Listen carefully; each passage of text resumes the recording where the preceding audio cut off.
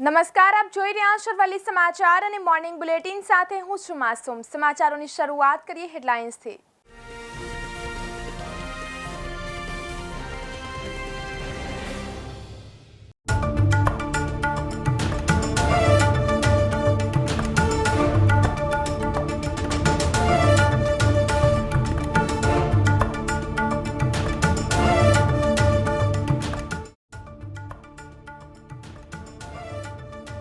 રાજ્યનું ધોરણ 12 સામાન્ય પ્રવાહનું પરિણામ જાહેર। 73.27% પરિણામ જાહેર થયું।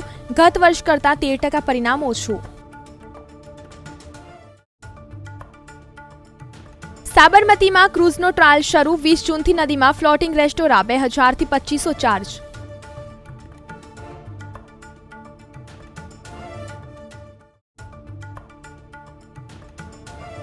શહેરમાં આઈપીએલની 10 મેચને લીધે મેટ્રોને રેકોર્ડ 1.27 કરોડની આવક। ફાઇનલના દિવસે 1 લાખે મેટ્રોમાં મુસાફરી કરી।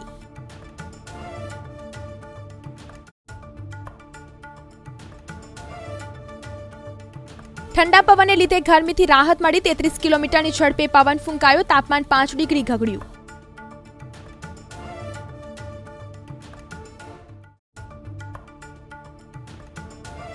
પ્રવેશ કાર્યક્રમની 130 કોલેજે જાહેરાત કરી। D2Dની 49,239 બેઠક માટે નોંધણી થશે।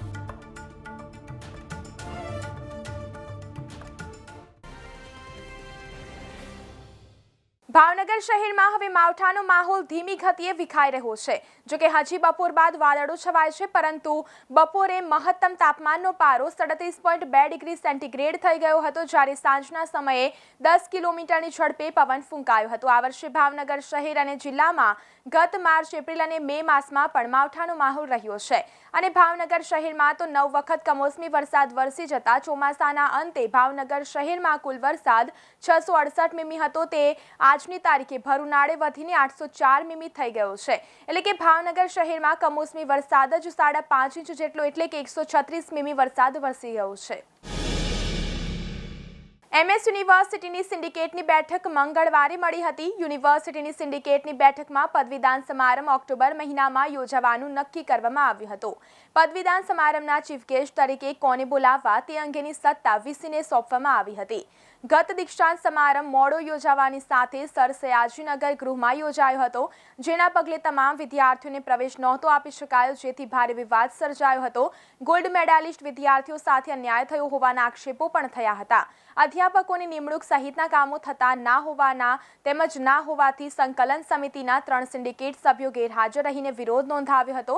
યુનિવર્સિટીનો પદવીદાન સમારંભ ઓક્ટોબર મહિનાના યોજવાનું નક્કી કરવામાં આવ્યું છે। અમદાવાદ મુંબઈ વચ્ચે દોડતી વંદે ભારત સેમી હાઈસ્પીડ ટ્રેનની ઝડપ વધારાશે। હાલ પ્રતિ કલાક 130 કિલોમીટરની ગતિએ દોડતી વંદે ભારત આગામી વર્ષથી 160 કિલોમીટરની ઝડપે દોડશે। આ યોજનાનું કામ ચાલી રહ્યું છે। માર્ચ 2024 સુધી આ કામ પૂર્ણ કરીને એપ્રિલથી ઝડપ વધારવાની આશા છે। તેનાથી મુસાફરોને 45 મિનિટ સુધીનો સમય બચશે। રેલવેના અધિકારીઓના મતે માત્ર વંદે ભારત એક્સપ્રેસ જ નહીં, રાજધાની, શતાબ્દી, તેજસ, દુરંતોને પણ આ જ ગતિએ દોડાવવાનું આયોજન છે। આ માટે રેલવે અમદાવાદ મુંબઈ અને મુંબઈ દિલ્હી રેલવે ટ્રેકની ક્ષમતા વધારી રહી છે। બીજી તરફ કોઈ જ અડચણ વિના 160 કિલોમીટરની ગતિ જળવાઈ રહે તે માટે ઓવરહેડ ઇક્વિપમેન્ટ સાથે અન્ય જરૂરી ફેરફાર કરાઈ રહ્યા છે। રાજ્યપાલ આચાર્ય દેવવ્રત 2 દિવસની બનાસકાંઠા જિલ્લાની મુલાકાતે છે। પ્રથમ દિવસે રાજ્યપાલે સરહદી વિસ્તાર સુઈગામ તાલુકાના સીમાવર્તી ગામો તેમજ પાડન, ભરડવા અને સુઈગામની મુલાકાત લઈ પ્રાકૃતિક ખેતી અને ગૌ આધારિત ખેતી અંગે ગ્રામજનો સાથે સંવાદ કરી ખેડૂતોને રાસાયણિક ખેતી છોડી પ્રાકૃતિક ખેતી તરફ વાળવા માટે જરૂરી માર્ગદર્શન આપ્યું હતું। ખેડૂતોના પ્રશ્નો સાંભળી તેમને સમસ્યાઓના નિવારણ માટે વહીવટીતંત્રને જરૂરી આદેશો કર્યા હતા। સીમાવર્તી ગામોની મુલાકાત અંતર્ગત ગ્રામલોકો સાથેના સંવાદમાં રાજ્યપાલ આચાર્ય દેવવ્રતે પ્રસન્નતા વ્યક્ત કરતા જણાવ્યું કે કોઈ રાજ્યપાલે આ વિસ્તારની મુલાકાત લીધી હોય એવું ભાગ્યે જ બન્યું હશે। તેમણે કહ્યું કે ગયા વર્ષે આ રીતે તેમણે કચ્છ જિલ્લાના સીમાવર્તી ગામોની મુલાકાત લીધી હતી। માર્ચ અને એપ્રિલ મહિનામાં લેવાયેલી માધ્યમિક અને ઉચ્ચતર માધ્યમિક બોર્ડની પરીક્ષાના પરિણામો આવી ગયા છે। આ અગાઉ ધોરણ 12 વિજ્ઞાન પ્રવાહ અને ધોરણ 10ના પરિણામ બાદ આજે ધોરણ 12 સામાન્ય પ્રવાહનું પરિણામ જાહેર કરવામાં આવ્યું છે, જેમાં સુરતનું 80.78% પરિણામ આવ્યું છે. ધોરણ 12 સામાન્ય પ્રવાહમાં પણ સુરતે A1 અને A2માં ડંકો વગાડ્યો છે. ગુજરાતમાં સૌથી વધુ સુરતમાં A1માં 603 અને A2માં 4502 વિદ્યાર્થીઓ નોંધાયા છે. ધોરણ 12 સામાન્ય પ્રવાહનું સુરત જિલ્લાનું 80.78% પરિણામ જાહેર કરવામાં આવ્યું છે. ગત માર્ચ મહિનામાં લેવામાં આવેલી ધોરણ 12 સામાન્ય પ્રવાહની પરીક્ષાનું પરિણામ આજે બોર્ડની સત્તાવાર વેબસાઇટ પર જાહેર કરવામાં આવ્યું છે. ધોરણ 12 સામાન્ય પ્રવાહની પરીક્ષા માર્ચ મહિનામાં લેવામાં આવી હતી. વીર નર્મદ દક્ષિણ ગુજરાત યુનિવર્સિટીની મંગળવારે મળેલી સિન્ડિકેટની બેઠકમાં કેટલાક મહત્વના નિર્ણયો લેવામાં આવ્યા હતા. વીર નર્મદ દક્ષિણ ગુજરાત યુનિવર્સિટીની મંગળવારે સિન્ડિકેટની બેઠક મળી હતી. આ બેઠકમાં 150થી વધુ મુદ્દાઓ રજૂ કરવામાં આવ્યા હતા. યુનિવર્સિટીના જર્નાલિઝમ અને માસ કમ્યુનિકેશન ડિપાર્ટમેન્ટમાં માસ્ટર ડિગ્રીનો કોર્સ પુનઃ શરૂ કરવા માટે મંજૂરી આપવામાં આવી છે. આ અંગે બીયુટીની બેઠકમાં કોઓર્ડિનેટરને સ્વનિર્ભર ધોરણે 10 વિદ્યાર્થીઓ મળે તો આવક ખર્ચ તૈયાર કરવા માટેનો ઠરાવ કરવામાં આવ્યો હતો. આ ઉપરાંત ફી ઘટાડા, કોલેજના જોડાણ અને પ્રોફેસરોની નિમણૂક વગેરે બાબતો પર નિર્ણય લેવામાં આવ્યો હતો. રાજ્યપાલ આચાર્ય દેવવ્રત દ્વારા પ્રાકૃતિક ખેતીની મુહિમ ઉપાડતા રાજ્ય સરકાર પણ પ્રાકૃતિક ખેતીને મહત્વ આપી રહી છે. આજના પ્રદૂષિત ખોરાકને જોતા પ્રાકૃતિક પ્રોડક્ટની માંગ પણ વધી છે. ત્યારે અમદાવાદ જિલ્લામાં પ્રાકૃતિક ખેતીને ઉત્તેજન આપવા મિશન મોડ પર કામગીરી કરવામાં આવી રહી છે. અમદાવાદ જિલ્લા પંચાયત દ્વારા મળેલી માહિતી પ્રમાણે વર્ષ 2022-23માં 26,214 ખેડૂતોને પ્રાકૃતિક ખેતીની તાલીમ આપવામાં આવી, જેના થકી 3,923 હેક્ટર વિસ્તાર પ્રાકૃતિક કૃષિ હેઠળ આવરી લેવાયો. વર્ષ દરમિયાન પ્રાકૃતિક ખેતી માટે રાજ્યપાલ અને ધારાસભ્યોની ઉપસ્થિતિમાં અમદાવાદ જિલ્લાના તાલુકાના ખેડૂતોને માર્ગદર્શન આપવામાં આવ્યું. છેલ્લા 2 વર્ષમાં જિલ્લાના કુલ 4,228 ખેડૂતોને 2.28 કરોડની સહાય દેશી ગાયના નિભાવ ખર્ચ યોજના હેઠળ ચૂકવવામાં આવી છે. ઉલ્લેખનીય છે કે પ્રાકૃતિક ખેતી અંતર્ગત જે ખેડૂત દેશી ગાય ધરાવતો હોય અને 1 એકરમાં પ્રાકૃતિક ખેતી કરતો હોય તેને ગાયના નિભાવ ખર્ચ માટે માસિક 900 રૂપિયાની સહાય તેમજ સરકારી સહાય આપવામાં આવે છે. આ માટે અમદાવાદ જિલ્લામાંથી વર્ષ 2020-21માં 3,276 ખેડૂતોની અરજીઓ આવી હતી. વર્ષ 2021-22માં 1,189 ખેડૂતોની અરજી આવી, જ્યારે વર્ષ 2022-23માં 375 ખેડૂતોની અરજી આવી હતી. એડમિશન કમિટી ફોર પ્રોફેશનલ કોર્સિસે ડિપ્લોમા ટુ ડિગ્રી એન્જિનિયરિંગ માટે રાજ્યની 130 કોલેજની 49,239 બેઠકોના પ્રવેશ કાર્યક્રમની જાહેરાત કરી છે. જે મુજબ આ કોલેજોમાં ઓનલાઈન રજિસ્ટ્રેશન પ્રક્રિયાનો પ્રારંભ 1 જૂનથી થશે અને 7 જુલાઈ સુધી ચાલશે. ઉમેદવારો પ્રવેશ સમિતિની ઓફિશિયલ વેબસાઇટ પરથી રજિસ્ટ્રેશન કાર્યવાહી કરાવી શકશે. આ પ્રવેશ પ્રક્રિયાના ભાગરૂપે 20મી જુલાઈએ પ્રોવિઝનલ મેરિટની યાદી જાહેર કરવામાં આવશે, જ્યારે 28 જુલાઈએ ફાઇનલ મેરિટ યાદીની જાહેરાત કરવામાં આવશે. તેમજ પ્રવેશ ઇચ્છુક વિદ્યાર્થીઓએ પ્રવેશ સંબંધિત ડોક્યુમેન્ટ અપલોડ કરીને રજિસ્ટ્રેશનની પ્રક્રિયા પૂર્ણ કરવાની રહેશે અને રજિસ્ટ્રેશન ફી ₹350 ફક્ત ઓનલાઈન મોડ દ્વારા ચૂકવણી કરવાની રહેશે. ઉમેદવારોએ કોઈપણ ડોક્યુમેન્ટ રૂબરૂ આપવાની અથવા તેની રૂબરૂ ચકાસણી કરાવવાની જરૂર નથી. પ્રવેશ માટેની સંપૂર્ણ પ્રક્રિયા ઓનલાઈન જ કરાશે. એસીપીસીના સૂત્રોએ જણાવ્યું છે કે ગુજરાતમાંથી વર્ષ 2022માં કુલ 15 વિવિધ યુનિવર્સિટી બોર્ડમાંથી ડિપ્લોમા પાસ થનાર વિદ્યાર્થીઓ પ્રવેશ માટે પાત્ર છે. રજિસ્ટ્રેશન માટેની કાર્યવાહીમાં સુગમતા રહે તે હેતુસર વિવિધ જિલ્લામાં આવેલી એન્જિનિયરિંગ કોલેજો ખાતે 100 સાયબર સેન્ટરની વ્યવસ્થા કરાઈ છે, જેની માહિતી પ્રવેશ કમિટીની વેબસાઇટ પર ઉપલબ્ધ છે. વરસાદી માહોલને કારણે અમદાવાદ સહિત રાજ્યના મોટાભાગના વિસ્તારોના તાપમાનમાં ઘટાડો થયો છે.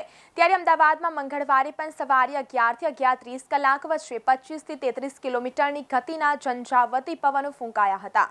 હવામાન વિભાગના આંકડાઓ અનુસાર છેલ્લા 2 દિવસથી શહેરમાં વરસાદી માહોલ વચ્ચે પડતા વરસાદને કારણે મહત્તમ અને લઘુત્તમ તાપમાનમાં ઘટાડો થયો છે. મંગળવારે શહેરમાં વહેલી સવારથી 9:30 વાગ્યા સુધી વાતાવરણમાં બફારાનું પ્રમાણ વર્તાયું હતું, પરંતુ સવારના 10 વાગ્યા બાદ શહેરના વાતાવરણમાં પલટો આવ્યો હતો.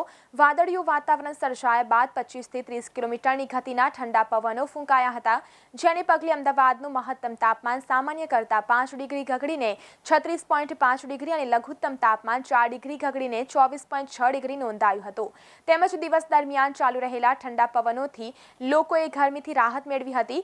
અપર એર સાયક્લોનિક સર્ક્યુલેશન અને ટ્રફની અસરની સાથે જ્યારે પણ વાતાવરણમાં નીચલા લેવલે હવાનું દબાણ આસપાસના વિસ્તાર કરતાં ઓછું થાય, જમીન તરફથી જતા ગરમ પવનો ઉપરના વાતાવરણમાં જઈને ઠંડા થઈને જમીન તરફ આવે તેમજ ઠંડા ગરમ પવનોનું ઘર્ષણ ઊભું થવા જેવા 3 કારણોથી ઝંઝાવતી પવનો ફૂંકાતા હોય છે. અમદાવાદમાં સવારે 11 થી અડધો કલાક પવનની ગતિ સૌથી વધુ રહી હતી. Indian premier league Ahmedabad Narendra Modi stadium ખાતે યોજાયેલી કુલ 10 મેચોને લઈ અમદાવાદ મેટ્રોની આવકમાં પણ વધારો થયો છે.